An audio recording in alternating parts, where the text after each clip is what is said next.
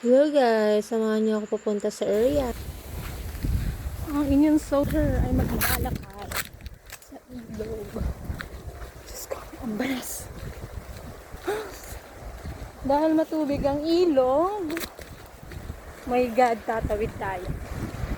So, kabado malala ang yung social worker kasi first time ko ang tatawid ng ilog dito sa Hawili Uno, Siyempre, Panaytayat. nakatsanelas lang tayo. Bumili lang tayo sa market kanina.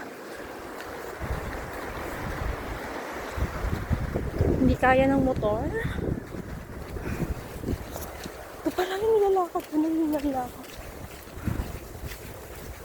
Yung anong lapit pa lang na nilalakad ko pero yung hingal ko parang 1 kilometro na ang layo. Siguro dito na ako papayat sa area. Uy, Sara! So, fast forward tayo kasi masyado nang mabagal ang aking video. Ayan, may naghihintay sa akin sa baba. Sinundo ako ng aking parent leader. And yes, napaka-supportive niya.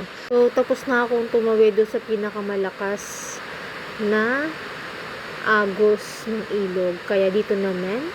So, napakahaba po talaga ng aking nilakad dyan. Hindi ko lang ma-video lahat kasi nga, baka mahulog ang cellphone ko. Wala ako pang palit. Katatapos pa lang naman ang bayarin nito, diba? Depende na lang kung mag-i-sponsor kayo. Nagre-reklamo na ako sa mga panahong yan kasi ang layo pa nung lalakarin ko. Pero G tayo dyan. So, fast forward, shortcut na yan. Malapit na po ako sa area kung saan ako monthly family development session. So, nakatatlong session ako dito kasama na yung mga set 14 A and B ko. Yes, basang-basa, hanggang panty ko basa. Diyos ko po. Ang katimalala, Charis. Pero reality hindi pwedeng mag-inarte talagang. Dahil ito yung trabaho natin, bawal tayong magreklamo. Serbisyong totoo. Charot. O, yan na. Yung 3 session na ginawa ko kanina.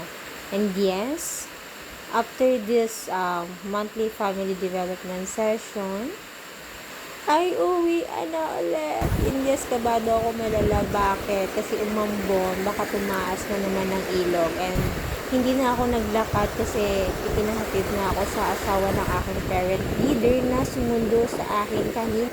Thank you po very much at hindi na rin nagpabayad si Kuya. As you can see kanina, di ba? Hirap na hirap si Kuya i-drive yung motor niya para itawid sa ilog. Maihatid lamang ako dun sa pinag-parkingan ko ng motor. And yes, hindi si Kuya nagpabayad kahit na gusto ko siyang bayaran. So, yun lang. Bye-bye!